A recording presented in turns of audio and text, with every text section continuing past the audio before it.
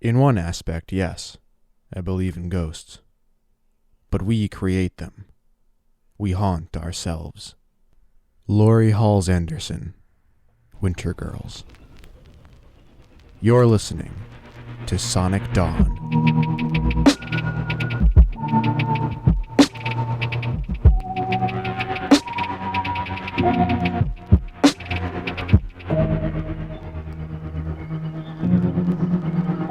Offering by Julia Benally. I stared at the freezing water roiling beneath the bridge's thick wooden planks. The river had cut a little canyon over the years, so you couldn't stand under the bridge. The river swept anybody away who tried to wade across. I glanced at the bucket of fish I had pilfered from the fish hatchery. They always had massive ones, no matter the time of year. The children loved the bigger fish. The small ones had too many bones to pick through. Lila had brought runt fish last year, so the children had taken her instead. Closing my eyes, I started across. I had 6 fish, 1 for each child. The rules were that you never looked them in the eye, even when they rested their chins on your shoulders and stared hard at your face. You didn't look at them when their fingers pinched your hands, or when they took fish from the bucket. You could only look after you had crossed the bridge. Wet feet splashed on the bridge and pattered after me. A weight pulled my bucket down and then lifted, leaving the bucket lighter. Something cold slid across my fingers. I believed with all my might that it was a slimy fish body and not something else. More feet rushed from the sides, lifting a second, third, and fourth fish. Wet clothing and icy skin brushed my arm and clenched fist. 2 fish left. Thin fingers, as hard and frigid as metal left in the snow, bit on my free hand. A sharp chin rested on my shoulder and soft, steady breathing tickled my cheek. My ears strained for the crunch of gravel under my shoes, the signal that I had made it safely across the bridge. 1 more fish disappeared. Feet sped to the edge of the bridge, and then silence. The chin lifted from my shoulder, the fingers released, and the last fish vanished from the bucket. My shoes hit gravel and I opened my eyes with a gasp. My shoulder was wet. "Rachel," a soft voice called. "Can you bring my homework after school?" A cold pit formed in my stomach as I gave a slight nod, setting the bucket in the bushes. I tore down the gravel road. The old oaks hanging over the path had lost most of their leaves. They covered my way like a crunchy carpet. Along the way came Jordan Salt, the naughtiest boy in the class. He'd gotten kicked out of school for yanking down Miss Roberts' skirt to see her underwear. His black hair had been cut in a military style. He wore cargo pants, muddy hiking boots, and a heavy jacket that made him look like a thug. A fishing pole was slung over his shoulder, but he had no fish. Nobody was supposed to talk to him, but he was striding straight for me. "Hey, Rachel," he said with a smile that made him look like an honest 11-year-old. "I guess your offering was accepted." "Yeah." I looked around to make sure nobody saw me fraternizing with him. "What's your offering?" He chuckled. "I don't need one." He started for the bridge, which was just in sight among the trees. "Hey, wait," I hurried after him. "You're crazy. Lila got taken by being stupid." "I'm not stupid." Jordan reached the bridge, smiled at me, and sauntered across. I waited for the children to come out and drag him into the river, but they didn't come. When he got to the other side, he waved at me and continued on his way. My mouth fell open. How? The dreary school bell rang through the trees. Class was starting in 5 minutes. I dashed down the road trying to count 5 sets of 60 seconds, but all I can think of was Jordan. Why could he cross unmolested when nobody else could? The road led me into the clearing where the school sat, in total isolation from the rest of the world. An old cemetery surrounded the ancient quarry stone building. Some of the graves were sunken in and others lay open. Mesh pinned a pile of bones to the west side of the school. The school used to be an old church, until the town had converted into a 2-story grade school full of stained glass windows and a basement with none. First and second graders had class on the top floor. Third and fourth learned on the ground floor. Fifth and sixth were buried underground. I was in 6th grade. I saw the last of the students vanishing into the big red double doors. I sped up. The distance from the tree line to the school might as well have been a football field. By the time I got inside, the halls were almost empty. Ancient beams crisscrossed the high ceilings. The walls were made of whitewashed quarry stone. Cheap white tiles had been cemented into the floor. Voices from inside the classroom still chanted the jump rope rhyme. She chases when you scream, she chases when you run. She chases you round and round if you don't have fun. I jogged to the end of the corridor, where the dark cement stairwell wound down to the basement. It was empty. I stopped, anxiously scraping the tender skin around my thumbs. Mia liked to hang out in the stairwell when nobody was around. She often talked to the first and second graders during recess. They were the ones who named her Mia. 1, I whispered. 2, 3. I tore down the steps and into the basement. My classroom was halfway down the next wood-paneled hall. The lights gave just enough light to identify the brass door numbers. As I darted around the corner, I saw Mia standing in the stairwell, watching like she wished to speak to me. Her arms and legs tapered into needlepoints. She always wore the same black frock, and her dark hair cascaded over a pallid face. Miss Roberts was writing something on the chalkboard when I shoved into the all-wood classroom and sat down. I pulled my jacket and fanned my sweaty face with one of the sleeves. Claudia, who sat to my right, leaned over and asked, "Did you see Mia?" "Yeah." "Does she have eyes?" I sighed in exasperation. "Do you think I stayed to look?"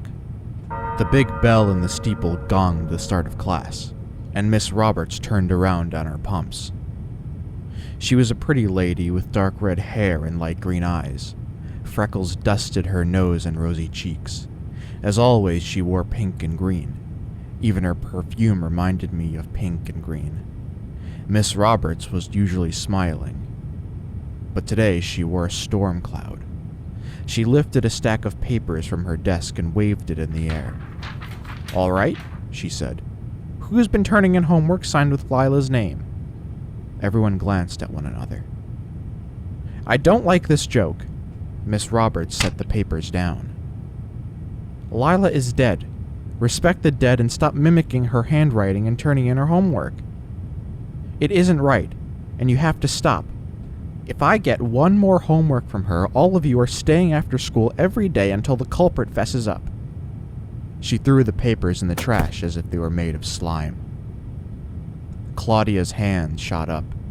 "Miss Roberts, Rachel brings Lila's homework to her." My chest tightened. "No, I don't." Claudia wouldn't shut up. "Rachel crosses the wooden bridge to get home, and she gives Lila's homework to her." Miss Roberts' face turned to stone. "Enough about the bridge. It isn't haunted. I cross it every day.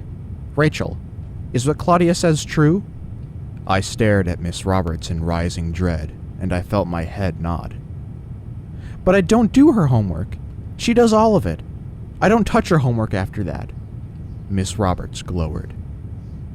"Rachel, that's very wrong. I suppose you don't know how the homework ends up in her cubby every morning." "She puts it there, Miss Roberts," I said. "And you don't?" "No." Miss Roberts' lips thinned into a hard line. "All right, Rachel, if that's how you want it." She brandished a paper from somewhere in her desk and began scribbling something on it. We all knew what that meant. She'd written them out for Jordan every day. Miss Roberts stabbed a period into the paper. "Rachel, take this slip to the principal's office." My mind raced to Mia in the stairwell. But Miss Roberts, I didn't do her homework. She does it herself and leaves it here. She can leave the bridge at night. They can all leave the bridge at night. That's why nobody goes there until after 6 in the morning."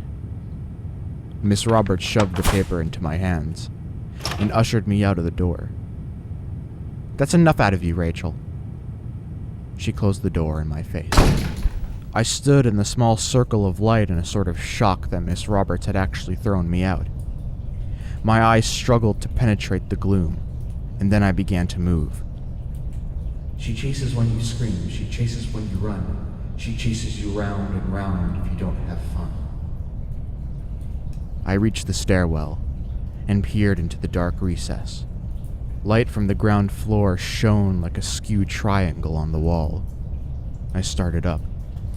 My feet echoed against the walls, but halfway up another set raced up the steps with a sharp clickety-clickety-click. Mia's jet-black hair appeared at my knees. My knees buckled and I stumbled against the wall, keeping the paper between my face and hers as she stood upright. "Don't run, don't run." Small whimpers escaped my throat as I labored to the top of the stairs. I could just see the needle points of Mia's feet, stepping lightly beside me. I reached the landing and walked into the corridor. The principal's office was at the other end of the school. Mia clicked beside me the whole way. The paper quivered in my hand. Would nobody come out of their classroom? Nobody needed the bathroom. Of course not. Nobody used the bathrooms here. They would rather wet their pants. At last I reached the office. It was modern, with a bluish-gray carpet and all the newest equipment. The phones worked. There was a cell phone service. The computers were shiny, and it didn't smell like an attic. Mrs. Granger, the secretary, smiled as I came in. "Good morning, Rachel. What are you doing here so early?" Mrs. Granger knew my name because I always said good morning to her whenever I saw her, which was when I wasn't almost late for class. "Why didn't your friend come in with you?" Chills wrapped down my spine. "She's not my friend." "Are you two fighting?" I shook my head and gave her the paper. I stole a glance behind me and released a long breath. Mia was gone. I seriously considered running home, but I would have to cross the bridge, and I didn't have Lila's homework. If I couldn't get an extra set of homework, I would have to give her mine. "Wait in that chair, Missy," said Mrs. Granger, as she took my paper into the principal's office. I sat in the chair farthest from the doors and gazed at the autumn sky through the wide windows. The new windows had been built so that you wouldn't have to see the ancient graveyard. A few minutes later, Mrs. Granger returned. "Miss Harrison will see you now." Mrs. Granger gave me a look that said, "You're a bad girl, Missy." I escaped the principal's office. Miss Harrison sat in the large black swivel chair. She indicated the small seat in front of her desk. "Sit." I did so, and stared at her in abject terror. Miss Harrison tapped her fingertips together. She never lacquered her nails like Miss Roberts. Miss Harrison didn't believe in frivolity. She kept her hair in a plain tight bun, parted down the middle, with absolutely no makeup. She said it was a mask that insecure women wore. She and Miss Roberts despised each other. "Rachel Mackenzie," she said in a severe monotone. "Let me tell you this once, and I do not want to repeat it again. Do you understand me?" "Yes," I whispered. "Pretending that Lila is alive and turning in her homework is blatant disrespect for the dead. Do you know what I am saying, Rachel Mackenzie?" I nodded, hoping she would send me home early. "Pretending that Lila is alive is not something we encourage here in the Wilkins School. We expect our students to be bright and smartly dressed, with no superstitious shenanigans. Do I make myself clear, Rachel Mackenzie?" "Yes, ma'am." "For your misconduct, you will have detention after school. If Miss Roberts finds more homework from Lila in your classroom, you will be suspended. Do you understand this, Rachel Mackenzie? Yes, ma'am. Good. Now remain where you are while I call your mother. Miss Harrison picked up the phone and dialed my home phone. I tried to become as deaf as possible as Miss Harrison accused my mother of raising a delinquent. Miss Harrison dropped the phone in the cradle and fixed her sharp black eyes on me. You may go, Rachel Mackenzie. You will walk back to your classroom. Do I make myself clear? Yes, ma'am. Go now. I hurried out of the room in rising dread. I would be alone at the end of the day in an empty school. The bell rang and Miss Roberts marched me up to the principal's office without giving me my homework. She handed it to me after I was safely locked in a second-grade classroom on the second floor. It was the farthest one from the stairs. Miss Harrison herself stood guard over me, but she didn't stay in the classroom. As much as I hated that woman, I wished she would stay with me instead of patrolling the halls for trash. If she found any, she reprimanded the nearest innocent teacher and threatened her with her life. One of the chairs scrapped against the floor behind me, and my hands balled into fists. Whoever it was rifled through papers and pencils. Lead scrapped on paper.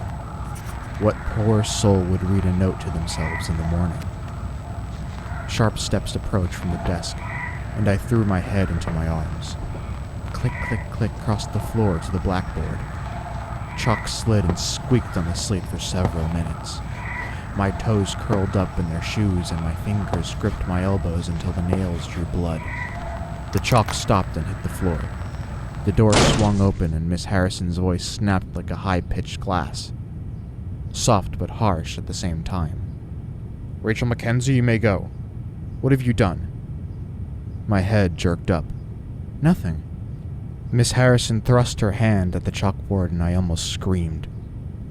In crooked writing were the words, "She chases when you scream, she chases when you run, she chases you round and round if you don't have fun." What is the meaning of this, Rachel Mackenzie? Said Miss Harrison. I didn't do it. Then who did? Sweat collects in my palms. Mia. Miss Harrison seized the chalkboard eraser.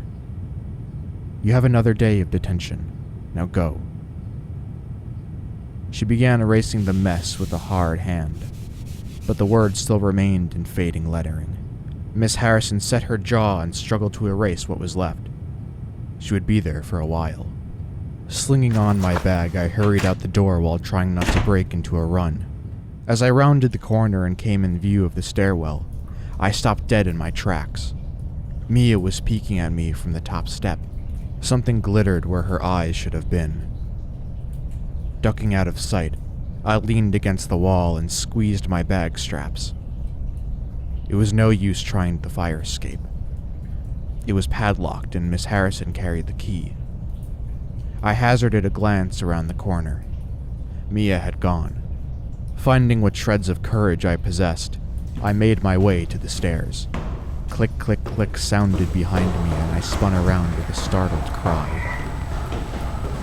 I'd have done anything to take that scream back, but it was too late. Mia, who had been walking behind me, smiled. The grin took the entire bottom of her pallid face. The bulky, sharp teeth collapsed perfectly together. Her eyes bulged open, lidless and red. The blacks of her eyes looked like messy ink blots. 2 points of light gleamed in their depths. Dropping to all fours like a giant bug, Mia rushed me. Clickety-clickety-click. I tore for the stairs. My legs flopped like rubber and I almost hit the floor, but caught myself with one hand. My bag hiked over my head, and for a second I was running blind. Crashing into the wall, I felt Mia's teeth snap on the back of my shirt. I flung the bag off my head and the teeth ripped free as the bag knocked Mia down. My feet tangled on themselves and I skidded across the floor. Out of the corner of my eye, I saw Mia bound towards me. My vision darkened and I could only see her, hands and feet slapping the pale tile, I regained my footing and lunged for the stairs. Mia's pointed arms dinged the floor like knife tips where my shoes had been. Through a haze, I saw the stairs were 3 classroom doors away now. 2 doors, 1 door. I darted recklessly down the steps and jumped the last 3 to the landing. Mia dropped behind me, pointed limbs pinching the tile. The walls echoed with the sounds of panic as I rocketed down the next flight and hit the ground floor sprinting. Mia yanked at my back, but her grip slipped off as I burst outside. I slammed into the janitor. "Watch it, kid," she snapped. I couldn't remember if I apologized or not. She sped through the cemetery across the field and onto the gravel road. I halted at the bridge and slapped my hand over my heart. I didn't have Lila's homework. Tears stung my eyes. My nerves couldn't take this much longer. I bit my nails, but suddenly remembered that I did have homework. Mine. Grabbing the bucket, I put my homework inside and approached the bridge. Okay, I murmured. 1, 2, 3. I closed my eyes and crossed the bridge. This time, only one pair of wet feet approached and yanked the homework out of the bucket. "Thank you, Rachel," Lila whispered. I reached the other end and tore for home. Under an especially ancient oak, I spotted Jordan swinging his fishing pole in one hand. 3 large fish and a small one hung on a Y-shaped stick. "You got detention today?" he said. I swallowed a breath. "Yeah. What's it to you?" Jordan smiled. "That's how you get out." My brows knit. "What do you mean?" "Get kicked out of school and you're free." Jordan leaned his pole against the tree. "Once you get kicked out, you can cross the bridge any time you want, and Mia will stop bothering you. The children only like the kids who go to the school. You saw me this morning, nothing happened." I licked my lips. "How do I get kicked out?" "You have to do something pretty awful. I tried everything I could, but when I threw up Miss Roberts' skirt, that was the end for me. You could start kicking Miss Harrison, and then bite her. That should do the trick. She deserves it, too. You have to be brave enough to do it, though. Are you brave enough?" I didn't know about brave, but I was certainly desperate enough. Besides, I had seen Jordan cross the bridge in total safety. It had to be the same for me. "How many fish do you have to catch now?" said Jordan. 6. "It used to be 4. I got some big ones you can use tomorrow. But you'll have to catch the last 3 by yourself." He took the 3 large fish from the stick and dropped them in the bucket. "Rachel!" Miss Roberts screeched and slammed a bunch of papers over the quiz on my desk. Lila's name was printed neatly at the top of each page. "What are you trying to do to me?" Her face had gone pale. "This isn't funny. And where, may I ask, is your homework? I gave it to you right before detention. I can't believe you signed Lila's name to your homework. You will sit at the front of the class for the rest of the day. Now scoot." I grabbed my things and moved shop to the lonely desk at the front, where everybody could see me. I wasn't allowed to play at recess, and I sat at the isolation table during lunch. My mind was made up. I would do as Jordan instructed and get myself kicked out of school. Detention time rolled around, and I entered the dreaded room where Mia lurked. The kids said she used to go to school in this classroom, or something. I buried my head in my arms and waited for Miss Harrison to tell me when I could go. Once more, the same chair scrapped the wooden floor. I stiffened but didn't dare look up. The clicks approached the chalkboard. Scrape, scrape, scrape, grated on my ears. I began to hum to myself, but another humming joined in. I fell silent, but the other humming continued. Click, click, click. She was coming towards me. A scream rose to my throat, but I clamped it down, remembering her hideous smile. She stopped beside me, and ran her needle arm through my hair. Don't scream, don't scream. She chases when you scream. She chases when you run. She chases you round and round if you don't have fun. The door opened and Miss Harrison cried out in rage. Rachel Mackenzie, you ordinary child! Mia vanished and my head snapped up. Miss Harrison was staring at the chalkboard, where the jump rope mantra was written in the same handwriting. Rachel Mackenzie, you come here right now. Miss Harrison held the eraser out to me. Get this off now. You are not allowed to touch the chalk, do you understand? I walked over. I didn't touch the chalk. Enough of these games. I will suspend you. Now apologize. I want to hear it. My chance had arrived. No. Miss Harrison's brow went up. Excuse me? I'm not apologizing. I won't. I'm giving you one more warning, Rachel Mackenzie. Snatching the eraser out of her hand, I flung it at her face, and it puffed on her nose. As she sneezed and fluttered her lids, I shoved her into the door and bit her hand as hard as I could. Was this enough to set me free? I made doubly sure and kicked her in the shins. Miss Harrison opened the door, caught me by the hair, and flung me into the hall. Get out, you little devil child, she shrieked. You're not coming back to this school, ever. You're gone. Get out, get out, get out, you little brat. She chucked the eraser at my fleeing form and continued after me. I don't want to see you here ever again. Skidding around the corner, I sprinted to the stairwell and another eraser hurtled past my head. I darted down the stairs, but Miss Harrison stayed at the top, still screaming in helpless fury. I reached the ground floor a few seconds later and dashed into the autumn air. I swerved around the janitor and hightailed it for the bridge. When it came into view, the ecstasy of my escape snuffed out, and I halted at the edge of the wooden planks. Lila had wanted her homework again, but I had nothing but my backpack. Now was the moment of truth, when Jordan's words would ring true, or I would become a child under the bridge. Taking a deep breath, I began to cross. My ears readied for the wet steps to splash towards me. I waited for Lila to ask for her homework, and then feel her steely fingers clench my arms in fury. Suddenly, my feet hit the gravel on the other side. I had crossed unmolested. I scurried several yards from the bridge, just in case the children changed their minds, and dared to look back.